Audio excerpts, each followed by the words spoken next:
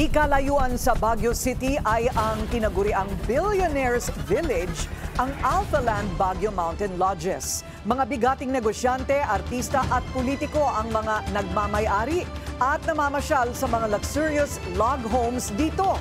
Ang ilan sa kanila dawit sa flood control scandal. Narito ang exclusive agenda report ni Dobby de Guzman. Ito ang Alphaland Baguio Mountain Lodges sa Tukmo, Buklaw Road, Itogon, Benguet. Sa tuktok ng bundok na may kabuang lawak na 100 hektarya, nakatayo ang mararangyang log homes. Mas malamig ang klima dito kumpara sa Baguio City. Ang presyo ng bawat log home ay tinatayag na sa pagitan ng 60 million hanggang 100 million pesos depende sa laki. Sa 6-bedroom log home, 150,000 pesos ang renta sa overnight stay.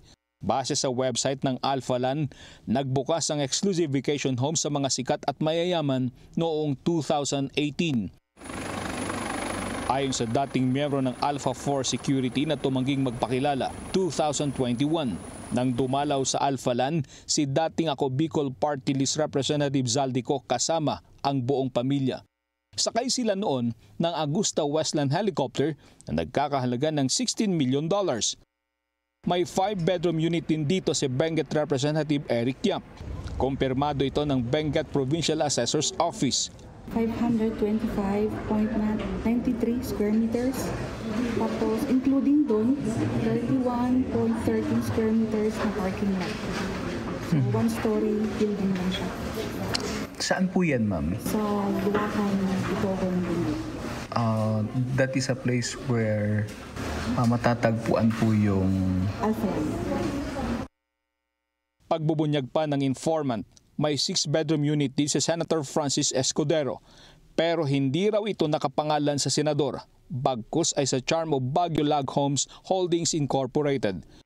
Sa records ng Provincial Assessor's Office, walang Alphaland Log Home Unit na nakapangalan sa senador at sa Charm of Baguio. Sa pananaliksik ng Billionaire News Channel, nakita sa website ng Alphaland Corporation na kasama sa mga board of directors si Senator Francis Escudero. Sa official FB page ng Alphaland, makikita rin ang larawan ng senador, ang kanyang asawa na si Heart Evangelista at ilang pang individual na dumalo sa kaarawan ng aktres at ng wedding anniversary ng dalawa noong February 28, 2020. Nagpadala ng mensahe ang BNC kay Senator Escudero para humingi ng pahayag tungkol dito, pero hindi pa siya sumasagot. Sa Alphaland din ikinasal noong July 28, 2023 si Quezon City 1st District Representative Arjo Atayde at ang aktres na si Maine Mendoza. Base sa record ng Provincial Assessor's Office, walang pag-aari ang mambabatas sa Benguet. Pero ayon sa aming informante, may 5-bedroom unit sa Alphaland si Congressman Atayde. Para sa agenda, Dobby de Guzman, Billionaire News Channel. Manatiling nakatutok sa Billionaire News Channel. Sumubaybay sa aming social media accounts at mag-subscribe sa aming YouTube channel para sa mga bago at eksklusibong balita.